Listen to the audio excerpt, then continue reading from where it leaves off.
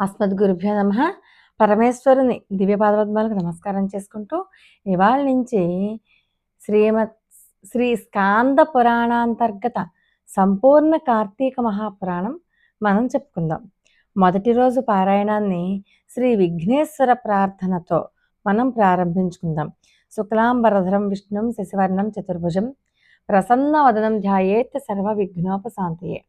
వాగీసాధ్యాస్సు మనస సర్వార్థానాముపక్రమే యం నత్వా కృతకృత్యాస్యు తం నమామి గజాననం. సౌనకాదులకు సూతుడు కార్తీక పురాణాన్ని చెప్పుట. శ్రీమదనంతకోటి బ్రహ్మాండ నాయకుడైన భగవంతుని సృష్టి అందలి శిష్టేష్ట విశిష్టమైన శ్రీ నైమిసారణ్యమునకు సత్రేష్టి దర్శనార్థే విచ్చేసిన సూత మహర్షిని సత్కరించి సంతుష్టుని చేసి స్థానికులైన సౌనకాది ఋషులు ఆయనను పరివేష్టించిన వారే సకల పురాణగాథా ఖని సూతముని కలికల్మష నాశకము కైవల్యదాయకము అయిన కార్తీక మాస మహాత్మ్యంను వినిపించి మమ్ములను ధన్యులను చేయుము అని చెప్పి కోరారు.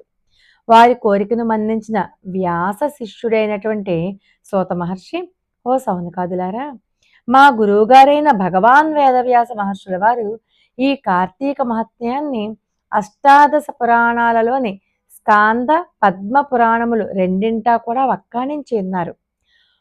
ఋషిరాజైన శ్రీ వశిష్ఠుల వారిచే రాజర్షి అయిన జనకునకు స్కాంద పురాణములోను, హేలా విలాస బాలామణి అయిన సత్యభామకు లీలామానుష విగ్రహుడైన శ్రీకృష్ణ పరమాత్మచే పద్మ పురాణములోను ఈ కార్తీక మహాత్మ్యమును సవిస్తరంగా చెప్పబడింది. మన అదృష్టం వలన నేటి నుంచే కార్తీక మాసం ప్రారంభం కావున ప్రతిరోజు నిత్య పారాయణగా ఈ మాసమంతా కార్తీక పురాణ శ్రవణం చేసుకుందాం. ముఖ్యంగా ముందుగా స్కాంద పురాణంలోని వశిష్ఠ ప్రోక్తమైన కార్తీక మహత్యాన్ని వినిపిస్తాను వినండి అంటూ ఇలా చెప్పసాగారు ఆయన. జనకుడు వశిష్ఠుని కార్తీక వ్రత ధర్మములను అడుగుట. పూర్వం ఒకసారి సిద్ధాశ్రమంలో జరుగుతున్నటువంటి యాగానికి అవసరమైన ద్రవ్యార్థి అయిన వశిష్ఠ మహర్షి జనక మహారాజు ఇంటికి వెళ్ళాడు. జనకునిచ్చే యుక్తమైనటువంటి మర్యాదలు అందుకుని తను వచ్చిన విషయాన్ని ప్రస్తావించారు. అందుకు జనకులు ఆనందంగా అంగీకరించి, హే బ్రహ్మర్షి, మీ యాగానికి ఎంత ద్రవ్యం కావాలన్నా నిరభ్యంతరంగా ఇస్తాను, కానీ సర్వపాపహరమైన ధర్మ సూక్ష్మాన్ని నాకు తెలియచేయండి. సంవత్సరంలోని సర్వమాసముల కంటను కార్తీక మాసం అత్యంత మహిమాన్వితమైనదని, తద్వ్రతాచరణము సమస్త ధర్మాల కన్నా శ్రేష్టతరమైనదని చెప్తూ ఉంటారు కదా. ఆ నెలకు అంతటి ప్రాముఖ్యం ఎలా కలిగింది? ఆ వ్రతం ఉత్కృష్ట ధర్మం ఏ విధంగా అయింది అని అడగగా, మునిజన వరిష్ఠుడైనటువంటి వశిష్ఠులు జ్ఞానహాసాన్ని చేస్తూ ఇలా ప్రవచించారు. వశిష్ఠ ప్రవచనం. ఓ జనక మహారాజా, పూర్వజన్మలలో ఎంతో పుణ్యం చేసుకుంటేనే కానీ సత్వశుద్ధి కలగదు. ఆ సత్వశుద్ధి కలిగిన నీ వంటి వారికి మాత్రమే ఇటువంటి పుణ్యప్రదమైనది, వినినంత మాత్రం చేతనే అన్ని పాపాలను అణచివేసేది అయిన కార్తీక మహాత్మ్యమును వినాలనే కోరిక కలుగుతుంది. విశ్వశ్రేయాన్ని దృష్టిలో ఉంచుకుని నీవు అడిగిన సంగతులను చెబుతాను విను. ఓ విదేహ, కార్తీక మాసంలో సూర్యుడు తులా సంక్రమణంలో ఉండగా సహృదయతో ఆచరించే స్నానదాన జప పూజాదులు విశేష ఫలితాలను ఇస్తాయి అని చెప్పి తెలుసుకో. ఈ కార్తీక వ్రతాన్ని తులా సంక్రమణాదిగా కానీ శుద్ధ పాడ్యము నుంచి కానీ ప్రారంభించాలి. ముందుగా సర్వపాపహరం పుణ్యం వ్రతం కార్తీక సంభవం నిర్విఘ్నం కురుమే దేవ దామోదర నమోస్తుతే. ఓ దామోదర, నా ఈ వ్రతమును నిర్విఘ్నంగా పూర్తి చేయుము అని నమస్కారపూర్వకంగా సంకల్పించుకొని కార్తీక స్నానం ఆరంభించాలి. కార్తీక మందలి సూర్యోదయం వేళ కావేరీ నదిలో స్నానం చేసిన వారి పుణ్యం చెప్పనలవి కాదు. సూర్యుడు తులారాశిని ప్రవేశించగానే గంగానది ద్రవరూపం ధరించి సమస్త నదీ జలాల యందున చేరుతుంది. వాపీకూప తటాకాది సమస్త సజ్జలాశయాలలోనూ కూడా విష్ణువు వ్యాపించి ఉంటాడు. బ్రాహ్మణుడైన వాడు కార్తీక మాసంలో నదికి వెళ్ళి హరిధ్యానయుతుడై కాళ్ళు చేతులు కడుక్కొని ఆచమించి శుద్ధాత్ముడై మంత్రయుక్తముగా భైరవాజ్ఞను తీసుకుని మొలలోతు నీటిలో నిలబడి స్నానం చేయాలి. పిదప దేవతలకు, ఋషులకు, పితరులకు తర్పణాలను వదలాలి. అనంతరం అఘమర్షణ మంత్రజపంతో బొటనవేలి కొనతో నీటిని కెలికి 3 దోసిళ్ల నీళ్లను గట్టు మీదకి చిమ్మి తీరం చేరాలి. చేరగానే కట్టుబట్ట కొనలను పిండాలి. దీనినే యక్షతర్పణము అంటారు. అనంతరము ఒళ్ళు తుడుచుకొని పొడి మడి తెల్లవైనటువంటి వస్త్రాలు ధరించి హరినామస్మరణ చేయాలి. గోపి చందనంతో 12 ఊర్ధ్వపుండ్రాలను ధరించి సంధ్యావందన గాయత్రీ జపాలను ఆచరించాలి. ఆ తర్వాత ఔపాసనం చేసి బ్రహ్మయజ్ఞం ఆచరించి తన తోటలో నుంచి చక్కని పుష్పాలను తెచ్చి శంఖచక్ర గదాధారి అయినటువంటి విష్ణువును సాలగ్రామమందు సభక్తిగా షోడశ ఉపచారాలతోనూ పూజించాలి. అటు పిమ్మట కార్తీక పురాణ పఠనమును గాని శ్రవణాన్ని గాని ఆచరించిన వాడై స్వగృహాన్ని చేరి దేవతార్చన వైశ్వ దేవాదులను చేసి భోజనం చేసి ఆచమించి పునఃపురాణ కాలక్షేపాన్ని చేయాలి. సాయంకాలం కాగానే ఇతర వ్యాపారాలన్నింటినీ విరమించుకుని శివాలయంలో కానీ విష్ణుఆలయంలో కానీ యథాశక్తి దీపాలను పెట్టి అక్కడి స్వామిని ఆరాధించి భక్ష్య భోజ్యాదులు నివేదించి శుద్ధ వాక్కులతో హరిని స్తుతించి నమస్కరించుకోవాలి. ఈ కార్తీక మాసం పొడుగునా ఈ విధంగా వ్రతాన్ని చేసిన వారు పునరావృత్తి రహితమైన వైకుంఠాన్ని పొందుతున్నారు. ప్రస్తుత పూర్వ జన్మార్జితాలైన పాపాలన్నీ కూడా కార్తీక వ్రతం వలన హరించుకుపోతాయి. వర్ణాశ్రమ లింగ వయోభేద రహితముగా ఈ వ్రతాన్ని ఎవరు ఆచరించినా సరే వాళ్ళు మోక్షార్హులు కావడం నిస్సంశయం. ఓ జనకరాజా, తనకు తానుగా ఈ వ్రతాన్ని ఆచరించలేకపోయినా ఇతరులు చేస్తుండగా చూసి అసూయారహితుడై ఆనందించేవానికి ఆ రోజు చేసిన పాపాలన్నీ విష్ణు కృపాగ్నిలో ఆహుతి అయిపోతాయి. ఇలాగా మొదటి అధ్యాయం సమాప్తం. దీంట్లోనే రెండవ అధ్యాయం కార్తీక సోమవార వ్రతం. వశిష్ఠ ఉవాచ: హే జనక మహారాజా, వినినంత మాత్రం చేతనే మనోవాక్కాయముల ద్వారా చేయబడిన సర్వ పాపాలను హరింపచేసే కార్తీక మహాత్యాన్ని శ్రద్ధగా వినుసుమా. అందున ఈ నెలలో శివప్రీతిగా సోమవార వ్రతము ఆచరించేవాడు తప్పనిసరిగా కైలాసాన్ని చేరుకుంటాడు. కార్తీక మాసంలో వచ్చే ఏ సోమవారం నాడైనా సరే స్నాన జపాదులను ఆచరించిన వాడు 1000 అశ్వమేధాల ఫలాన్ని పొందుతాడు. ఆ సోమవార వ్రత విధి 6 రకాలుగా ఉంటుంది. 1 ఉపవాసము, 2 ఏకభుక్తము, 3 నక్తము, 4 ఆయాచితము, 5 స్నానము, 6 తిలదానము. ఉపవాసం అంటే శక్తి గలవారు కార్తీక సోమవారం నాడు పగలంతా అభోజనం అంటే ఉపవాసంతో గడిపి సాయంకాలం శివాభిషేకం చేసి నక్షత్ర దర్శనానంతరమున తులసి తీర్థము మాత్రమే సేవించాలి. ఏకభుక్తము ఉపవాసం సాధ్యం కాని వాళ్ళు ఉదయం స్నానదాన జపాలను యథావిధిగా చేసుకుని మధ్యాహ్నం భోజనం చేసి రాత్రి భోజనానికి బదులుగా శైవ తీర్థమే లేకపోతే తులసి తీర్థమో అది మాత్రమే తీసుకోవాలి.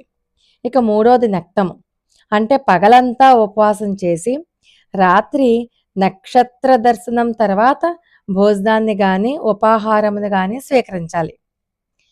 4వది ఆయాచితము. భోజనానికై తాము ప్రయత్నించకుండా ఎవరైనా వారికి వారుగా పిలిచి పెడితే మాత్రమే భోజనం చేయడం ఆయాచితం. 5వది స్నానం.